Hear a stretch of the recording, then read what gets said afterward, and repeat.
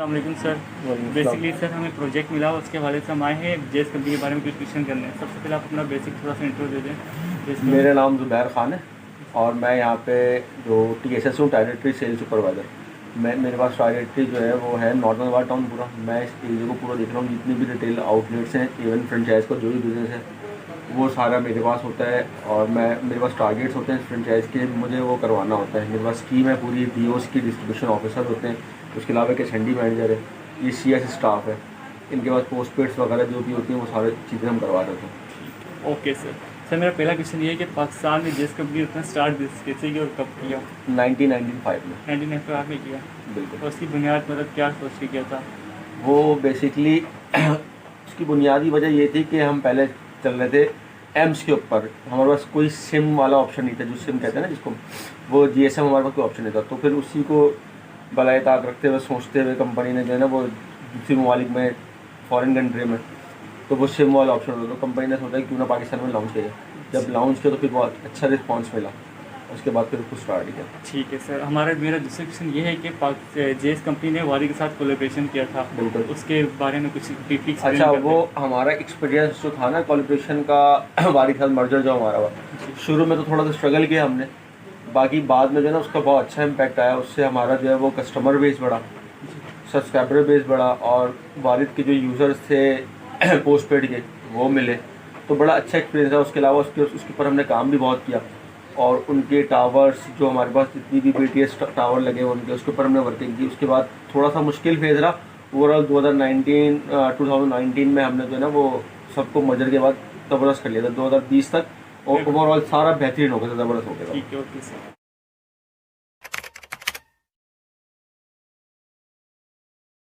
मेरा सवाल ये है, कंपनी ने CSR एक्टिविटीज़ क्या परफॉर्म किया अपने इतने सालों में? कौन सी एक्टिविटी सारी?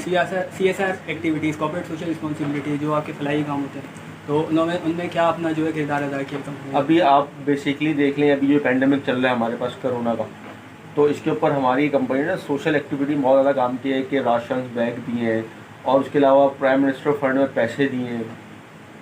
तो उसके ऊपर भी कंपनी काम कर रही होती है, ओवरऑल काम हो रहा होता है हमारा सोशल एक्टिविटी के ऊपर।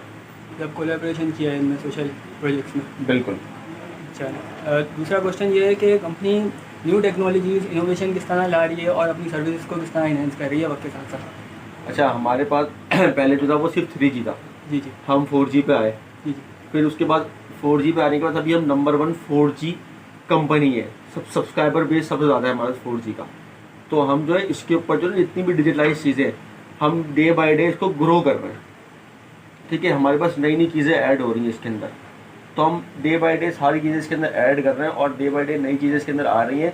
तो हम इसको जो हमारा जो प्लान है ना, वो इंशाल्लाह जो है ना वो सारी चीज़ें ना आप एक मोबाइल ऐप के जरिए घर में बैठ के सारी चीज़ें कर पाएंगे। यानी कि इतना डिजिटलाइज करने का प्लान है कंपनी का। Thank you so much. Welcome.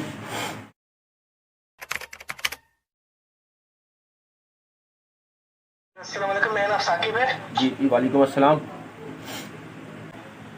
आपकी कंपनी के स्टार्टिंग में आपको कौन से चैलेंजेस का सामना करना पड़ा था? अच्छा देखिए, चैलेंजेस तो बहुत होते हैं जब कंपनी स्टार्ट होती है ना, तो चैलेंजेस मुख्तलिफ चीज़ों के चैलेंजेस होते हैं, मुख्तलिफ चीज़ों के। उस टाइम हमारे पास रिसोर्स नहीं होते, ठीक है। फिर जो है वो लॉ एंड ऑर्डर की सिचुएशन होती है, उसके ऊपर जो है ना वो हमारा काम ही टोटल जो है वो कैश एक्टिविटी वाला होता है, जो हमारे पास फ्रेंचाइजेज होती हैं। तो चैलेंजेस तो बहुत सारे होते हैं, बाकी ये है कि वक्त के साथ साथ उन चैलेंजेस से निपटना फिर हम सीखते हैं, और फिर उसके बाद जो है ना उसके ऊपर भी वर्किंग करते हैं कि फर्दर आगे क्या करना है। तो पहला चैलेंज जो लॉ एंड ऑर्डर का होता है भाई, सबसे पहला चैलेंज होता है, क्योंकि सारा काम जो है ना वो कैश का ही होता है। तो उसके लिए हम मुख्तलिफ चीज़ें कर रहे होते हैं। DOs जो हमारे होते हैं उसको हम ओवरऑल जो है कभी आगे पीछे टाइम्स पे मार्केट भेजना, और उनसे कलेक्शन की मद में बैंक पे पेमेंट किस तरीके से करनी होती है, इस तरीके से हम उन पर जो काम करवा रहे होते हैं। अच्छा, ठीक है, ताकि नेक्स्ट क्वेश्चन। फिर आप उनको फेस कैसे करना चाहिए इसको? सॉरी, फिर आप उनको फेस कैसे करना चाहिए? उनको जो आपके चैलेंजेस आती हैं उनको आप फेस कैसे करते हैं? फेस कैसे करते हैं? सामने कैसे करें? अच्छा, उसको हम चैलेंजेस को फेस कैसे करते हैं? जी यार, चैलेंजेस को फेस ऐसे करते हैं भाई कि अगर लेट सपोज कोई हमें चैलेंज आ रहा है, ठीक है, अब किस चैलेंज की आप बात करें मुझे तो नहीं पता। लेट सपोज कोई एक IT का चैलेंज है, या फिर जो है वो किसी CS का चैलेंज है या फिर कोई मार्केट का चैलेंज है, तो उसको तो हमारे पास फ्रंट लाइन फोर्स होती है, हमारे पास लोग होते हैं, रिसोर्स होती हैं, हम उनको भेजकर मार्केट में या फ्रेंचाइज में हम खुद बैठे होते हैं, या क्या कहते हैं IT का जो एक्सपर्ट होता है उनसे वो सारे मामला हल करवा रहे होते हैं बैठ के। अच्छा, ठीक है, thank you very much. Okay, ठीक है, ठीक है।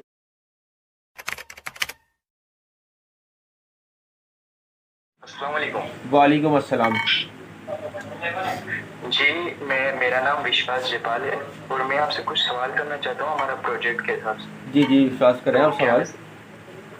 जी, तो मेरा पहला सवाल ये है कि क्या आप किसी भी इंटरनेशनल कंपनी के साथ न्यू टेक्नोलॉजीज के लिए काम करेंगे? देखिए उसका एक प्रोसेस होता है, ठीक है, वो हमारी मैनेजमेंट प्लान करती है कि इंटरनेशनल जो भी कंपनी है उसके साथ जो है नई चीज़ें जो है ऐड करनी है, तो वो ऊपर प्लानर बैठे होते हैं, ठीक है। तो अगर वो हमें हमारी कंपनी को और इंडस्ट्री को सपोर्ट करेगी और क्या कहते हैं उस पर वर्किंग हम समझ सकते हैं कि अगर हम सही कर लेंगे तो बिल्कुल करते हैं हम उस पर काम, मना नहीं करते हम किसी पे, अगर उसके लिए थोड़ा टाइम रिक्वायर्ड होता है बहरहाल हम कर लेते हैं उसके ऊपर। अच्छा, इसका मतलब आप करना चाहेंगे? बिल्कुल। तो सेकंड क्वेश्चन ये है कि अगर फ्यूचर के लिए क्या प्लान है आपकी कंपनी के फ्यूचर्स के लिए? देखिए फ्यूचर के लिए मैंने भाई को बताया कि हम जा रहे हैं टोटल डिजिटलाइज की तरफ ना, कि आपके मोबाइल के ऊपर ही जो है ना वो सारी चीज़ें हो जाएं घर बैठे।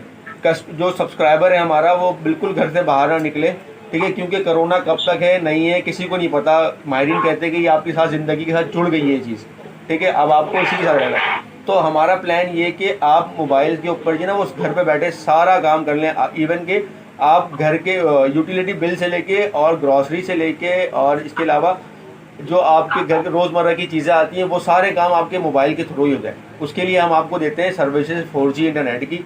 उसके अलावा हम इसके ऊपर भी काम कर रहे हैं, 5G के लिए भी काम कर रहे हैं। जब सारी चीज़ें हो जाएंगी तो फिर इंशाल्लाह उसको फिर जो है ना वो सारी चीज़ें नई तरीके से आ जाएंगी आपके सामने। जी अच्छा, सही। बस यही 2 क्वेश्चन थे हमारे। थैंक यू विश्वास। तो इसलिए थैंक यू सो मच।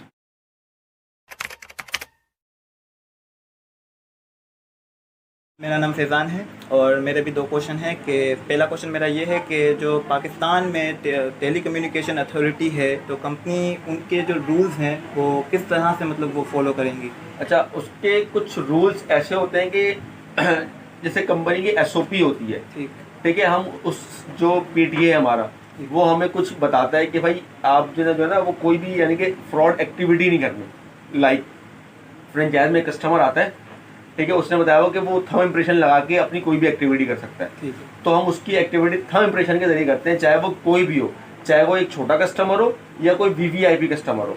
तो रूल सबके लिए होते हैं, ठीक है, चेंज कुछ भी नहीं होता। तो हम इस तरीके से उनकी SOP फॉलो कर रहे होते हैं। और सर इसमें एक ये भी है कि अगर आप एक कस्टमर अपने आपकी सर्विस के तहत एक दूसरे पार्टी को एक SMS सेंड कर रहा है तो आप उसका जो SMS है वो डेटा उसका सेफ है, आप उसको किस तरह से मतलब इंश्योर दिलाएंगे कि वो उसने जो मैसेज भेजा है तो वो जिसका वो जो मैसेज है उस पार्टी के पास ही पहुंचा है, किसी थर्ड पार्टी वो सीन नहीं कर रहा? अच्छा, ये थोड़ा सा मुश्किल सवाल है आपका। देखिए इसके अंदर चीज़ें होती हैं कि हम जो है ना वो अपना जो भी कस्टमर है उसका कोई भी डेटा लीक नहीं करते हैं, ठीक है, डेटा कहीं भी आगे पीछे नहीं होता। उनका जो कस्टमर का डेटा है वो हमारे पास ही होता है, महफूज होता है, ठीक है, और वो डाटा किसी यानी अगर मैंने आपको SMS किया है तो वो आप तक ही रहेगा, किसी थर्ड पर्सन के पास नहीं जाएगा, ठीक है। सही है। उसको आप कह रहे हैं कि आप इंश्योर कैसे करते हैं? अच्छा, इंश्योर करने का तरीका ये होता है कि आप जो है ना वो हमें क्रॉस चेक कर लें, ठीक है। क्रॉस चेक कैसे कर सकते हैं? हमें हेल्पलाइन में कॉल करके उसको पता कर सकते हैं, फ्रेंचाइज में आके पता कर सकते हैं, यानी कि अपने आप को तो नहीं, किसी और का नाम लेके किसी और का नंबर देके आप उसके बारे में पूछ सकते हैं कि आप इसका बता सकते हैं, हमें इसका एड्रेस दे सकते हैं, इसका नाम बता सकते हैं। तो अगर हमने आपको नहीं बताया इट्स मीन कि आपका डेटा भी इसी तरीके से सेव है। चलें ठीक है सर। अच्छा मेरा सर दूसरा क्वेश्चन ये था कि जो आपकी क्या राय है कि फ्यूचर में कंपनी को किस तरह के चैलेंजेस का सामना करना पड़ सकता है? जैसे कि मैं एक एग्जांपल देता हूँ आपको कि फ़िलहाल जो 4G LTE काफ़ी मतलब चल रहा है और हर कंपनी की कोशिश होती है कि वो सर्विस को इतना बेहतर करे कि वो 10 साल 20 साल 30 साल तक उसी सर्विस को इस्तेमाल करे, लेकिन अब चूँकि 5G आ रहा है तो फिर इस तरह के चैलेंजेस कस्टमर आपकी मतलब जो सर्विस है उसको फेस। देखिए जब 4G आ रहा था तो उस टाइम भी हमें चैलेंजेस ये थे कि उस टाइम कस्टमर के पास 4G हैंडसेट नहीं थे, ठीक है। ठीक है। तो 4G हैंडसेट पे कन्वर्ट होने में थोड़ा कस्टमर्स को टाइम लगा, उसके बाद 4G का बेस बढ़ा है, कस्टमर बेस हमारा 4G का उस वक्त बढ़ा है। ठीक है। अभी जब 5G लॉन्च करेंगे हम, जब 5G हमारे पास आएगा तो उस टाइम भी थोड़ी सी हर्डल्स ये आएंगी कि उस टाइम कस्टमर के 5G हैंडसेट नहीं होंगे, क्योंकि आपको पता होगा उसकी फ्रिक्वेंसी जो है वो 5G होनी चाहिए 5G के लिए। 5G के लिए ठीक है। तो उसके हैंडसेट पाकिस्तान में अभी उस तरीके से अवेलेबल नहीं है जिस तरीके से 4G और 3G है। तो जब वो हैंडसेट आना स्टार्ट हो जाएंगे तो फिर आहिस्ता से चैलेंजेस खत्म होंगे, वैसे थोड़े से चैलेंज होंगे उसमें। तो जब 5G हैंडसेट पाकिस्तान में अवेलेबल हो जाएंगे तो चैलेंज ऑटोमेटिकली खत्म हो जाएंगे। खत्म हो जाएंगे। चलिए sir, thank you for giving us time and all of this session. Thank you.